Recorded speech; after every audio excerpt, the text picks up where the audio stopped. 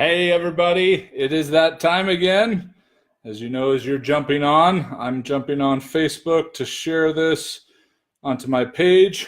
For those that haven't jumped on to follow the Habit Finder page yet, which is facebook.com/the Habit Finder, so that you can follow this page and get notifications right up front. I want to make sure I share this with people that are just following me personally, so they know this is going on right now. So as usual, bear with me for just a moment as I do this. Come join us.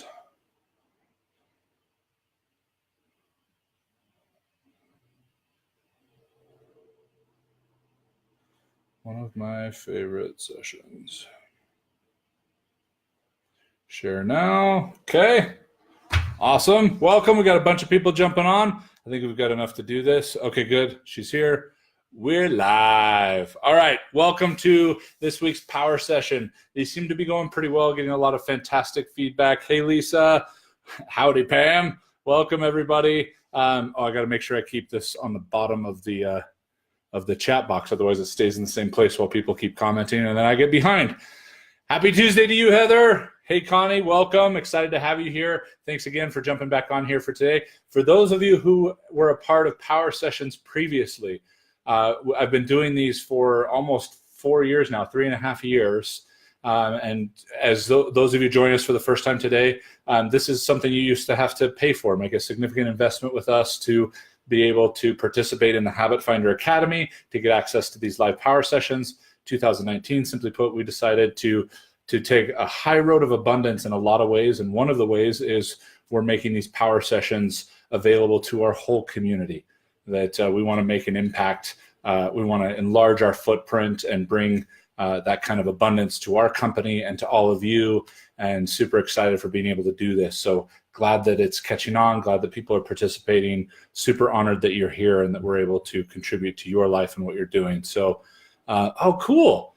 Donna had a great call with Catherine. She's amazing.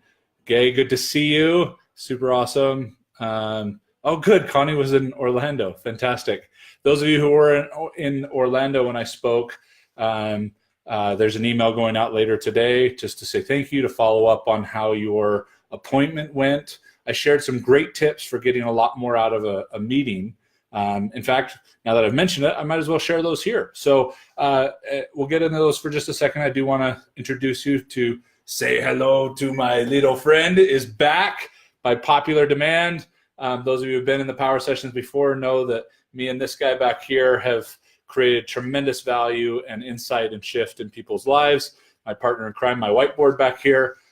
So after some trusted advisors suggested that I bring that back, just a little bit more organic than the iPad being shared on the screen and so on. So anyway, super excited to be on today, to have the whiteboard back, start a whole new coaching experience. Glad you're here, Jackie. Awesome. And Miriam's super excited. She would be one of those trusted advisors. Big fan of the whiteboard. So I want to make sure, I know I'm working on getting some drapes, because right here outside my window of my office, I've got these shades, and they kind of make it a little darker, but not very well. And you can see the beautiful Wasatch Mountains just covered in snow out there that are right outside my office. But I need to get some drapes to take the glare down a little bit on this. But I want to make sure that this angle is going to work, that you can see. Okay, awesome, good. So we're good. We're not battling illegible glare. So the challenge is just being able to read my handwriting versus being able to read the glare. So we'll work through that. Let me check on, see here, sideways. Yep, someone noticed. Totally living on the wild side. Oh, Sue, I'm sorry. Yeah, we were in Orlando for an event. It was super tight. It was spent time, met with some of my coaches, and then off to the airport. So, but definitely want to make sure that we get an opportunity to hook up next time I'm down there, because Orlando's a place I like to land. So let's see here. Love the whiteboard. Tabs, Paul, tabs. We're already calling the safe word. Okay, let's dive into some content, because that's what you're here for. these power sessions, we call them power sessions because they come from a particular philosophy and principle that we teach in the third habit of success in Habit Finder coaching, which is called physical creation. And in that we teach power sessions, which is basically the structure from a thought process standpoint and from an intrinsic, extrinsic, and systemic standpoint. You don't need to remember those. Just understand there are 3 dimensions to our lives.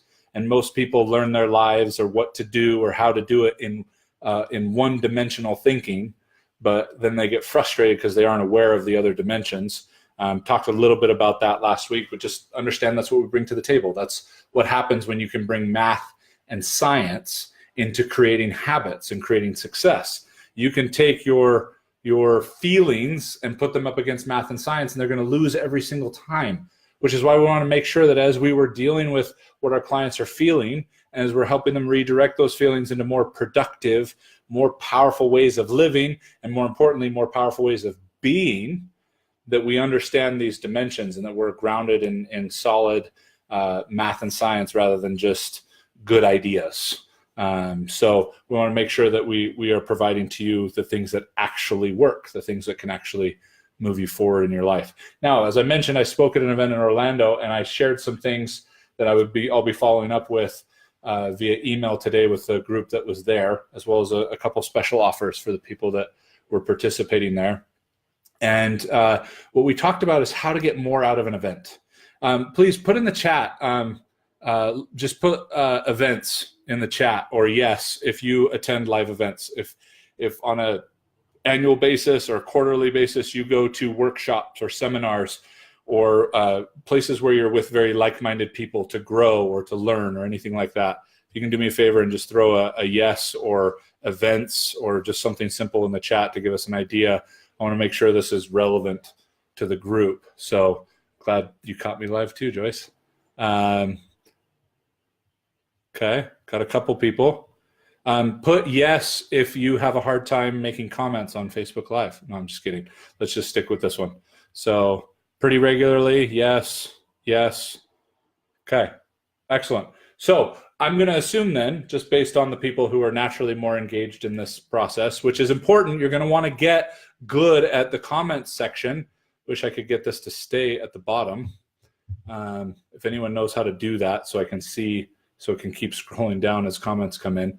But you're going to want to get good, especially today, because this is something I do about every month, maybe every other month in the regular power sessions that were part of the Habit Finder Academy, because today is coaching on demand, meaning you will feed me my content.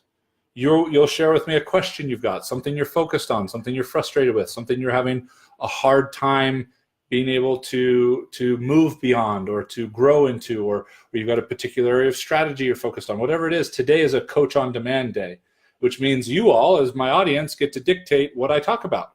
So it's really an opportunity to get in touch with ways that I could serve you. That if you had a one-on-one session with me and you had 10 minutes, let's say, just because I want to make sure we get through a couple of people today, and there was one thing I could focus on with you for those 5 or 10 minutes, what would it be? Those are the kind of things you're going to want to think about today in terms of this coaching on demand session. There were some of my favorite sessions when we were doing the power sessions formally that people would pay to be a part of, that now you all are participating in live here on Facebook, allowing you to share this out with your teams and give them an opportunity to jump onto this page and like us and follow us so that they can participate in these as well. You can watch the previous 2 sessions, and each one from here on out, they get posted on the page and recorded.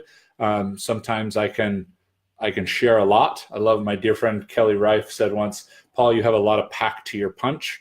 I totally understand that. I want to be sensitive to that. So having these on here for you to be able to go back and review can be really powerful. So again, coming back to the chat in terms of people, some people go to events regularly. It looks like there's a handful of people that go fairly often, a couple times a year.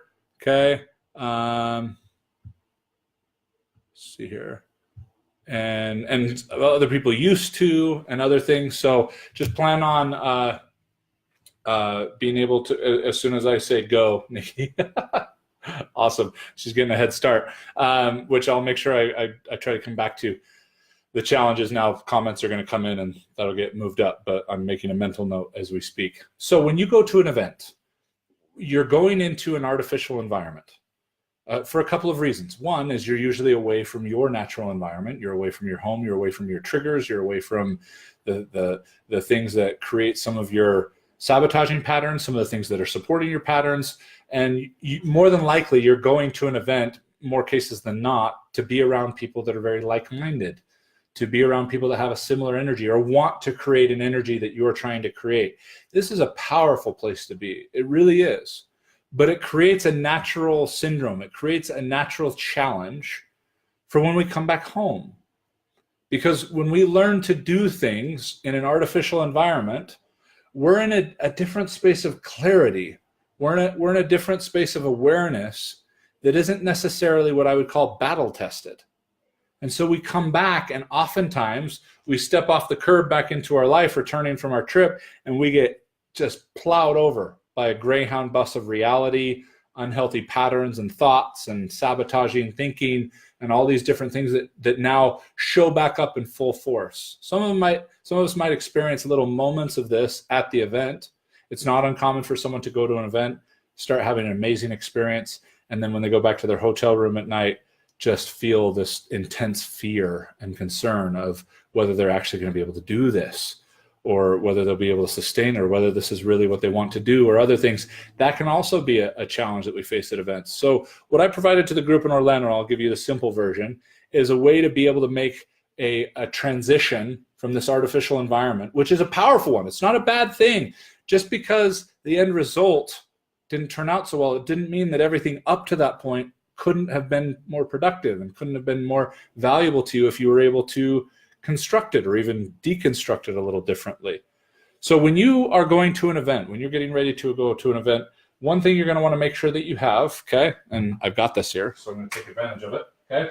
Number one is you're going to want an inventory. Take an inventory. What is an inventory? Well, you think about it in manufacturing or a store, or whatever the case is. It's a documentation. It's a clarity around what you actually have. What's in stock? What's available to you? What is it that you're running out of? What is it you need more of? All that different stuff. So you want to consider this in terms of you and your life. I highly recommend that you take some concentrated time before going to an event or anything that you hope will make a significant impact on shifting your life, a coaching session, these, whatever the case is. I would recommend you do any of these for these power sessions as well, and take an inventory of what it is that is going well. Always start with gratitude, okay? Start with gratitude. Start with what you're grateful for. The challenge is we're not using gratitude to be able to white out, okay? You remember like when you make a typo while you're writing? We don't want to white out all the other challenges that we've got, the pain, the frustration, these different things, because that's often what we do. When we start focusing on what we're grateful for, it's so easy to tip into what's the term? To use it as a, what is it they knock you out with for surgery? An anesthetic. To use it as an anesthetic, to make us numb. We'll focus on gratitude so that we can forget about the pain. Well, the reason we're focusing on gratitude isn't to escape from anything or forget about anything. It's to bring an energy to put us in a productive emotional state to illuminate what we can improve. Oftentimes we don't want to go there because we feel like we suffer victimhood or negativity, or we're speaking it into our life, and all those things you want to avoid. So, but that doesn't mean you should avoid the challenges. You should avoid the pain and frustration, because under those things and within those things lies some of the greatest lessons that you could have in life, some of the greatest things you can learn. So let's make sure we don't use gratitude as lidocaine, as something to numb us from the pain, something to illuminate, to increase our awareness, to put our emotional state in a place where we can productively go there. So start with gratitude in your inventory, and then don't be afraid to ask 3 really powerful questions that everyone should consider in their inventory, okay? The first one, okay, is what I don't like. Okay, remember, sounds negative, but we started with gratitude, okay? we started with gratitude. Let me just put that up here as a reminder. Now we've got the energy, the productivity, the awareness, and the consciousness to now search into these spaces to improve, to become more. Because otherwise we end up using gratitude to settle for what we have. It's only a subtle difference between settling and what will actually create growth and sustain growth, and that's embracing. We want to be able to embrace this stuff. We want to embrace what we currently have. And so we use gratitude to establish the emotional state and the energy. Then we simply ask what I don't like. What is it you currently don't like about your life? Can you take inventory of that? Are you willing to be that vulnerable, just you and you, on paper? In inventory, imagine a superstore, okay, or a huge department store relying on someone just thinking about where the inventory is at. It's ridiculous. So we're not going to do that here. We're going to write this down, and we're going to take inventory of our gratitude, first and foremost. Then we're going to take inventory of what I don't like, okay? And then we're going to take inventory after that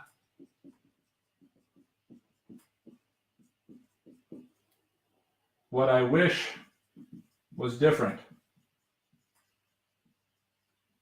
This is our next item of inventory. So we've got what I don't like, what I wish was different, and then number 3, what I hope will change.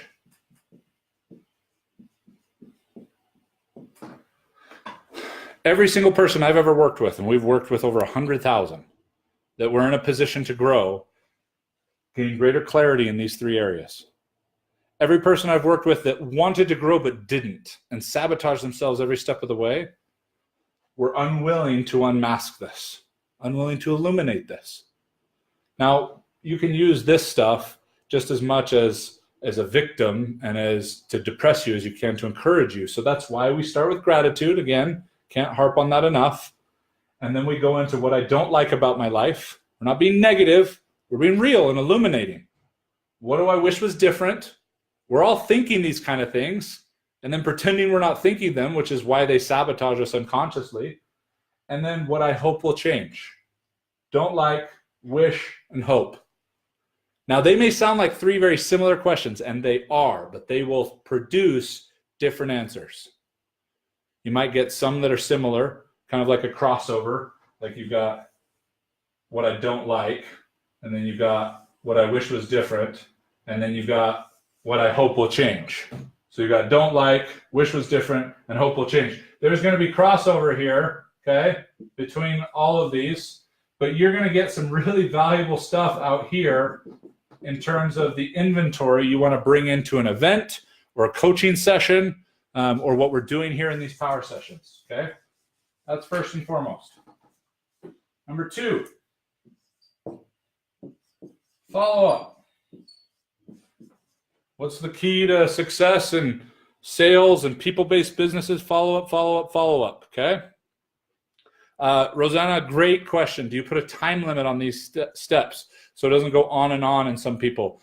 More than likely, you're gonna run out of things to write down before it's taken an inordinate amount of time. Now, if you feel jammed up, like things aren't coming, like you're not able to do this openly, then you're going to want to step back and take a look at how willing you are to surrender and give permission to illuminate these areas. Okay. And again, those of you just joining us, I'm walking through how to get way more out of an event or a coaching session or something you're going to that you're hoping will make an impact on your life, help you shift or improve. Okay. And the first is to take inventory, which starts with gratitude. And then these are the 3 line items of your inventory: what I don't like, what I wish was different, and what I hope will change. So more than likely, Rosanna and anybody else, you're going to run into kind of a stall. And if that happens, just stop and move on and then come back to it. But you're going to want to get, depending on how much you want to grow, is going to determine how much you want to illuminate. Now, granted, there might be some people who could go on and on all day. So you might want to have a mental interrupt, time out, and check in and make sure your inventory is still productive, okay? That we're still in a space of illumination. If we're not, go back to gratitude and then go back into these. It'll feel counterintuitive at first to go right from gratitude to what I don't like, what I wish was different, what I hope will change. But that's balance. That's what we're looking to achieve. Can we find balance and awareness in both? Can we bring the energy of gratitude and the illumination of the things that we want to change and have them meet in the middle to put us in a state of creation? Then number 2 is follow-up, okay? You're going to want to schedule an appointment. For when? For right after the event. So the group I was with on Thursday, I told them to schedule an appointment for Monday, for yesterday, or at the very latest today. At least a half-hour appointment to do what? To review their inventory and to review their ahas that they got from the event. To review their notes, what they got out of it, to be able to make the most of it. This is key and essential because most people don't.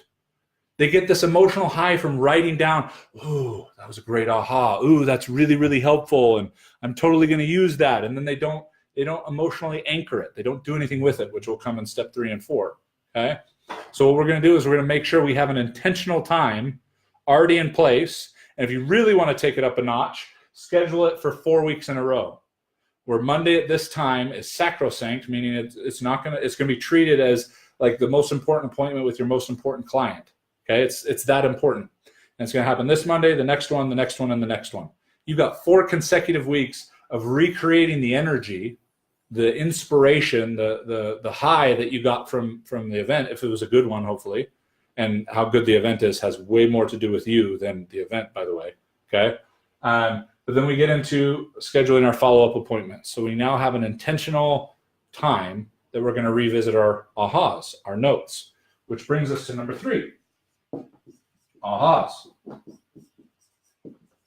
Okay. A lot of people love ahas. They love to come away from an event with notes and notes and notes. And I would apply this to these as well, in addition to what you're trying to be able to use and trying to do. Okay. But ahas, okay, these are the things that hit you, the things that can shift you. But most people leave it at that. They leave it at this abstract feeling of, this is going to serve me, so I'm going to write this down. I'm going to want to remember this. And we don't go back to it. We don't remember it. It fades, and we lose all intentionality in terms of this process. And so there we come right back to the battlefield after leaving the briefing room and having this emotional high, being around all these like-minded people that are on a mission and we're all united and whatever. And then we come back. We want to make sure we've got some basic things in terms of preparation and in terms of follow-up. Now let's get to the guts. With ahas, okay, first is write your ahas on one whole page. Okay?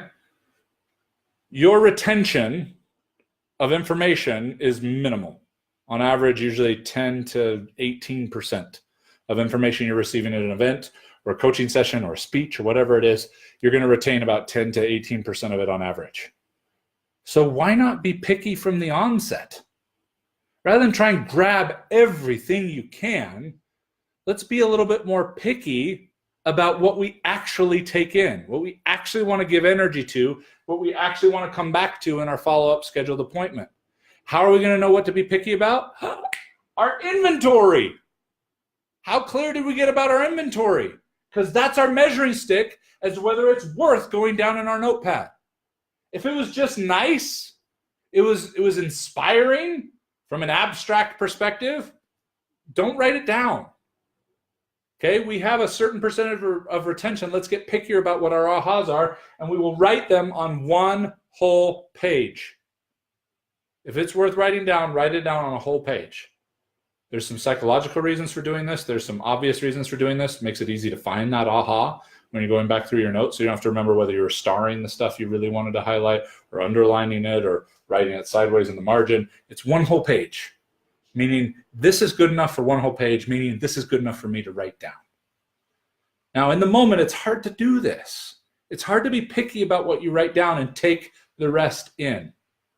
And this is a learned exercise. Don't expect to go to your next event and just nail this in terms of being picky, because you might not have as complete of an inventory as you want. You might not spend as much time in the right space with gratitude and this list, and to be able to really challenge yourself to write down ahas that matter. Okay.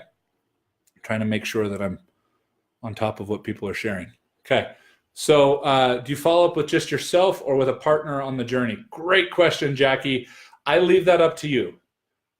You're going to know yourself. Sometimes people like to take this process on themselves, which if people are really committed to it, they'll get a lot of value from it, and then take it to the next level with what would typically be called an accountability partner. Some people like to do that right out of the gate. It's completely up to you and kind of how you're feeling. I would explore because I love that you asked the question, Jackie, and for anyone else wondering about this, if you don't want an accountability partner because it seems inconvenient or it seems too structured or there's fear involved, then I would lean towards the accountability partner. But if you're in a flow and you're in a good place and you're moving and you see this adding to your momentum, then having this between you and you initially can be really powerful to work through some of this stuff. But I don't think it's ever a bad idea to have an accountability partner in a process like this. Okay. So ahas on one whole page. Okay. And then what you'll ask, okay, you're going to ask yourself 2 questions from the aha. Okay. You're going to ask yourself, why does it matter?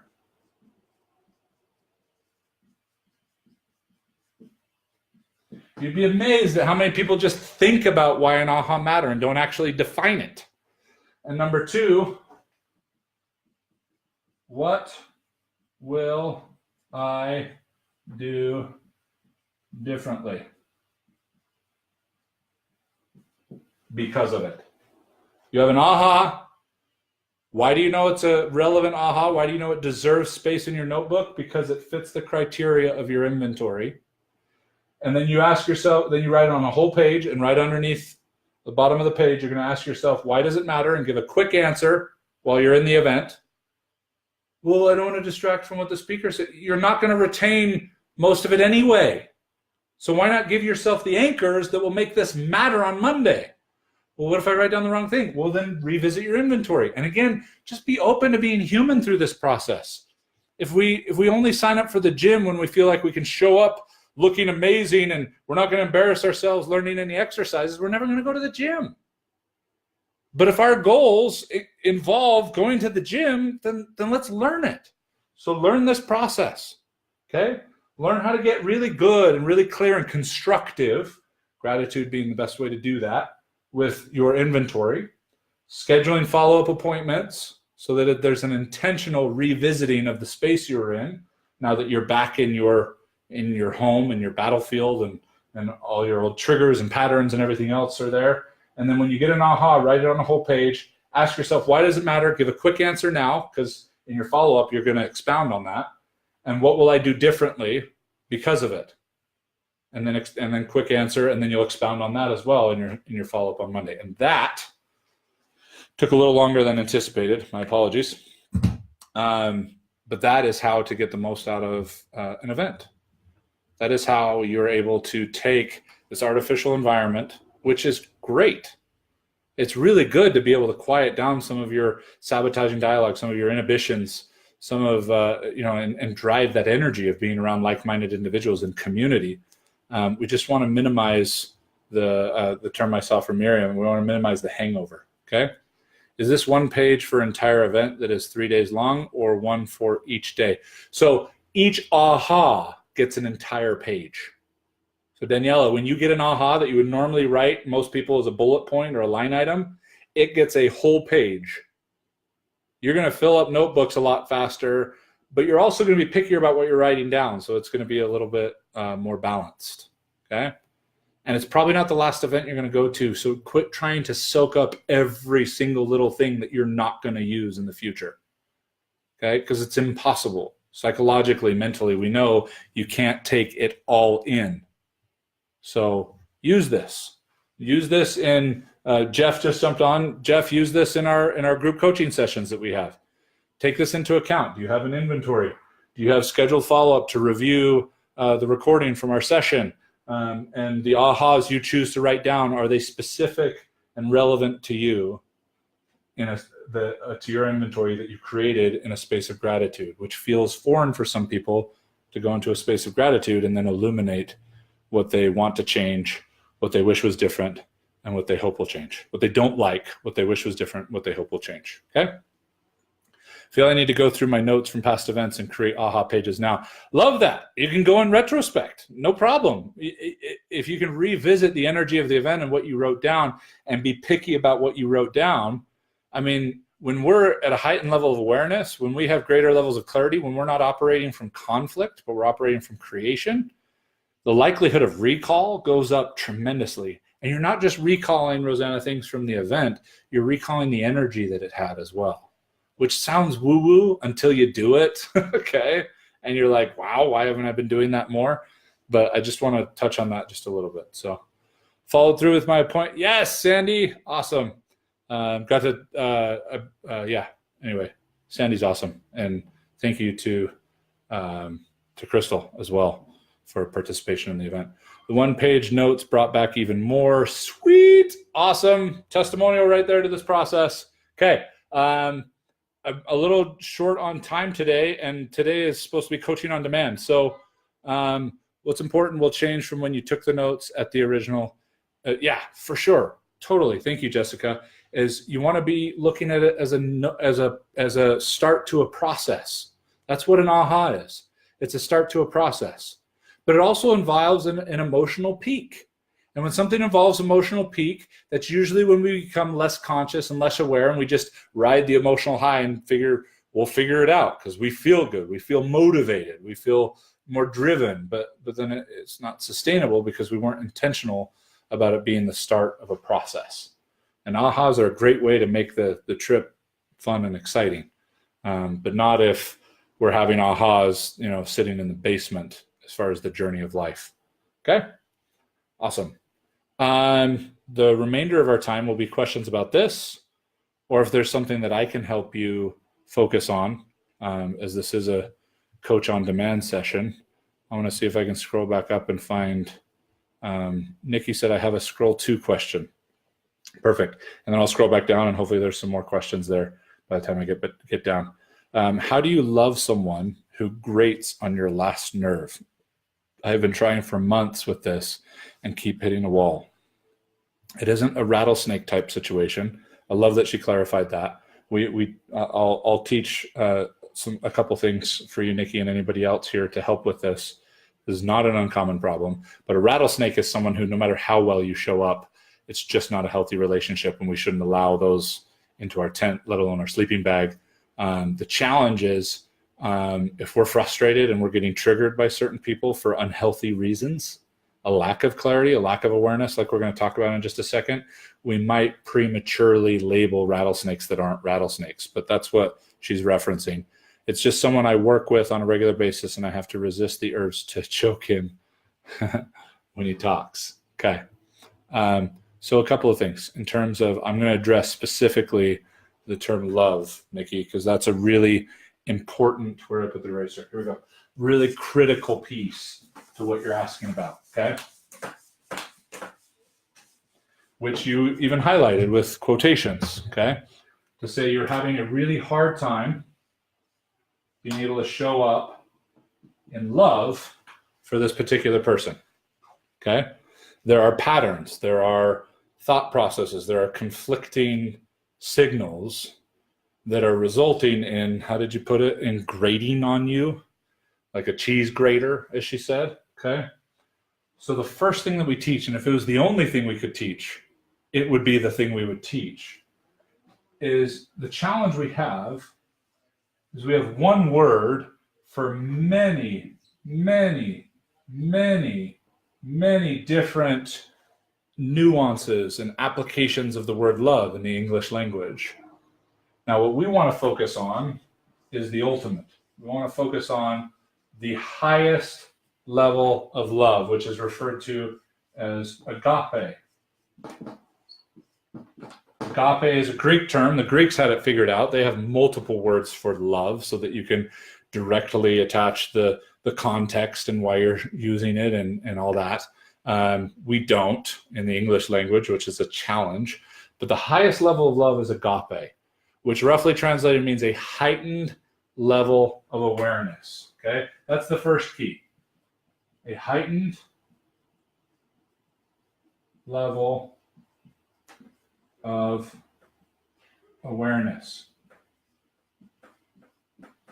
That's agape, a heightened level of awareness. Okay, not a mediocre level of awareness, a heightened level of awareness. Now, over time, especially in Christianity, this has been referred to as God's love. Okay, just because who has a higher level of awareness than God?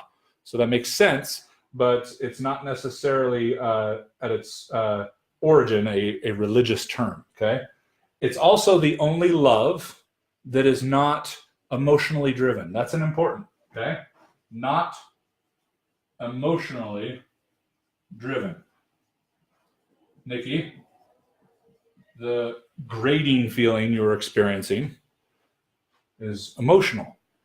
It's visceral. It's not necessarily accurate, which, to sum this up, is my favorite definition, my favorite synonym, okay, to agape is accurate. When we are experiencing, when we are tapping into, because we never get to stay there permanently, okay, agape is like perfect love. And none of us are perfect, but if we can use it as our guide, if we can use it like the North Star, where we know we're not ever going to arrive at the North Star, but it can really guide us to check in with that, then we are going to be guided to accuracy. We're going to be guided to being accurate. So what's happening is this grating feeling that you're talking about, we can now deduce is inaccuracy towards this coworker. Inaccuracy in what?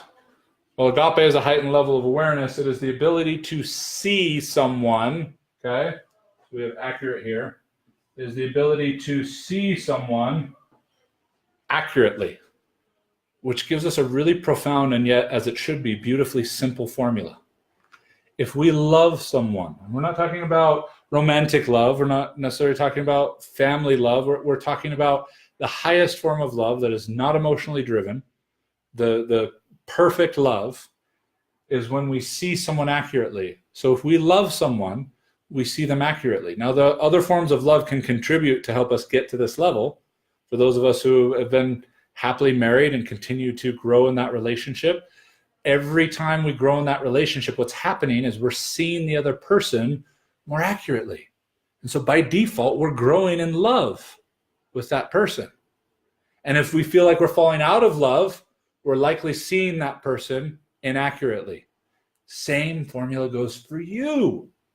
If you're having a hard time loving you, you're not seeing yourself accurately, period, end of story.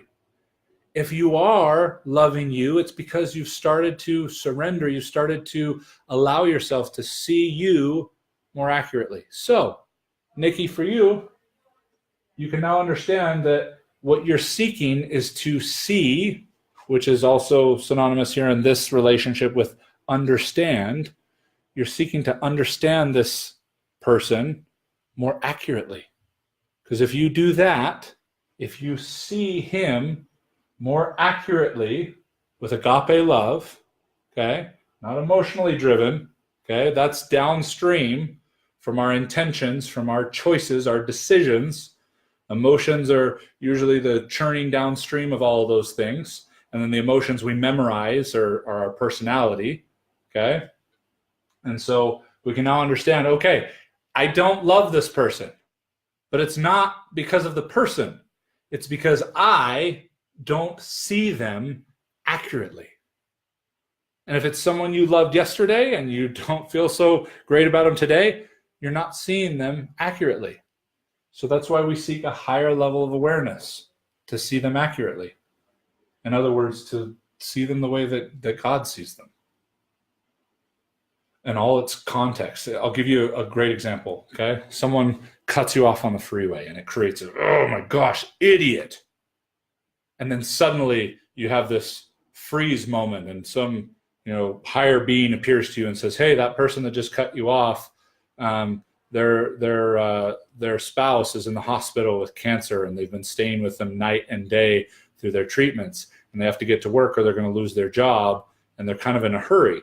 Suddenly, you don't feel that grating feeling because you were given a heightened level of awareness. Now, we shouldn't wait to rely on higher beings to want to understand people, because even the desire, Nikki, and anyone else who's connecting to this, even the desire to want to understand them more can immediately increase your awareness and help you release some of that emotionally driven frustration or a discord with the person.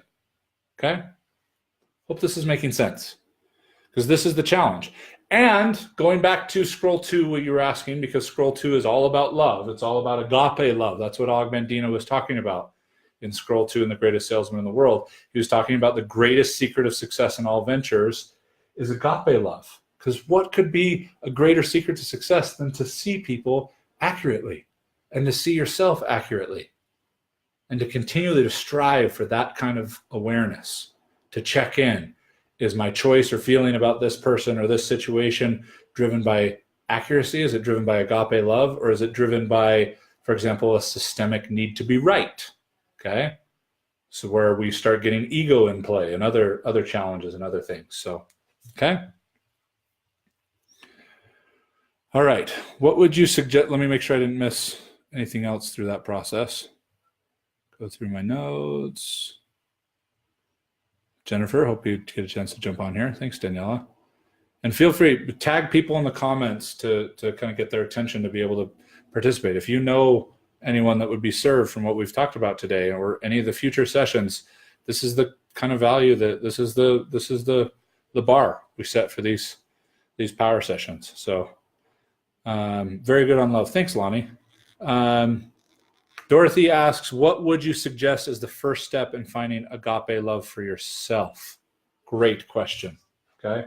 First step to finding agape love for yourself is simple in terms of identifying, but then there are multiple contexts, multiple subtexts to creating it. But Dorothy, the simple answer is the best way to do that is connection with people. Connection with people is the most powerful way to learn to love yourself. The challenge is people will try to create better relationships, try to step outside of themselves to connect with others without allowing it to come full circle to teach them how to love themselves. Because oftentimes, and this was frustrating when I heard it all the time until I finally came to grips with it, oftentimes the things that frustrate us about other people are driven by the things that frustrate us about ourselves. So if we're learning to step back from those emotional triggers and seek agape, accurate, heightened level of awareness kind of love, we're now teaching ourselves to do that with us, and it can come full circle. The first thing we coach on when you're working with us privately in a group or personally one-on-one is connection with people. It's the foundation to everything. And the last thing we coach on is you, your intrinsic self, your self-worth. But as you look at it coming full circle, ends up being self-esteem is right next to connection with people as it comes full circle, because they're connected. They're the two most important elements of your world, are other people and yourself. But too often we retreat inside to learn more about us when the university of you is everybody else. Say that one more time because it was good. Okay. Too often we retreat into ourselves trying to learn more about us when the university of you is everybody else. Beautiful opportunity to be able to step in and serve and to be able to connect. It's the foundation of everything. Okay. All right. Great questions today. We might roll coaching in demand to the first half of next week's power session, just because it took a little bit of time. The feedback, the comments I was getting looked like our conversation right before this one about how to get more out of an event was really beneficial, even for people that saw me teach it live in Orlando, to be able to revisit that. So I didn't want to rush it too much, but I also want to give people an opportunity to get this kind of organic interaction. And maybe this will become a little bit more frequent occurrence here on the power sessions. I love getting fed where you guys are at in ways I can help with that. It is, Crystal, it is way easier to retreat. Connection is harder. You and I talked about this in Orlando. Connection's harder at first. In one of my favorite books that I don't hear people talking about as much, I like the books everybody talks about that are good, but I also like the books that I don't hear as many people talking about that I love, is this one by Jeff Colvin, Talent is Overrated. Okay. It's a fantastic book. Okay. But in this, he talks about how what is easy becomes hard and what is hard becomes easy. It becomes easy to retreat into ourselves, but it becomes hard to live in that space, that magnified self-sabotaging dialogue. And then to reconcile it, our brain needs to place blame outside of ourselves to reconcile the misery or the frustration or the anxiety or depression we feel within ourselves. And then we're double trapped. And so it's going to be harder to reverse that at first, but it's what is harder now that becomes easier later. It's a big part of kind of the faith involved in growing and developing you. Amen, Paul. Thanks.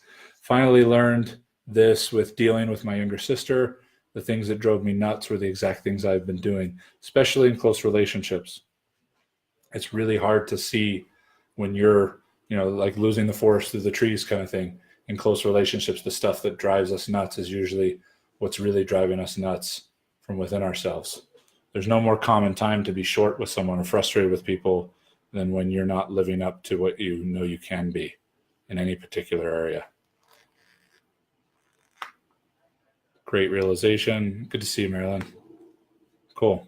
Okay. I'm going to sign off for today. So thanks so much for joining today's power session. We'll be back next Tuesday. I mentioned last week about additional opportunities to participate with us. My dad and I have been on the road just about every week this month, and I fly out tomorrow morning to Louisiana. But next week, finally get to settle in for the first time this year to a full week and kind of get back into the swing of things. That's the week we plan to launch Augment Your Reality, OG, play on words, Augment Reality. That'll be here on the Habit Finder page, but it'll be shared to the Mandino page as well. Those will be Monday mornings. Watch for promotions on this page about what time that'll be. Then Tuesdays will be these power sessions. Then Thursdays, probably early afternoon is what we're looking at, will be a Facebook Live with me and my dad, getting an opportunity to just kind of talk through some insights from experiences we've had that week or things we're working on and things that we feel will benefit to keep you guys in the loop and to share, to add value to your life and what you're doing. So watch for those. Just really want to, pump a lot of value out there and honor you as human beings. And as you start to take this in and use this and you see those results, it's a pretty natural equation from there that when you're ready to really accelerate and really take things to the next level, that if you got that much from these kinds of sessions, imagine what you would get from an investment with us. So if you're on here, if someone's tagged you on here, if you've shared this, please share it. Please tag people, come back and review this, get as much out of this as you can. And you haven't taken the Habit Finder, please go to habitfinder.com and take it. It's free. And it is an amazing technology we've invested millions of dollars in and finely tuned and honed over the last, 16, 17 years to be able to measure with laser accuracy the way you actually think. It's a rather strange process. Those of you who've taken it know what I mean. And you'll get the results, and we try to produce them in as simple a format to digest as possible. But we also know that most people look at it like a personality test, which is not a great way to be able to get the context of the information. But we usually associate things that are new with things we're familiar with, but you're going to miss a lot of things in translation, which is why I'll also give you 20, 30 minutes for free with one of my Habit Finder specialists to help you get the most out of what is being measured for you. So please share. If you haven't yet, take the Habit Finder at habitfinder.com, and please come back next week for our next power session. Thanks, everybody. Love you all. Take care.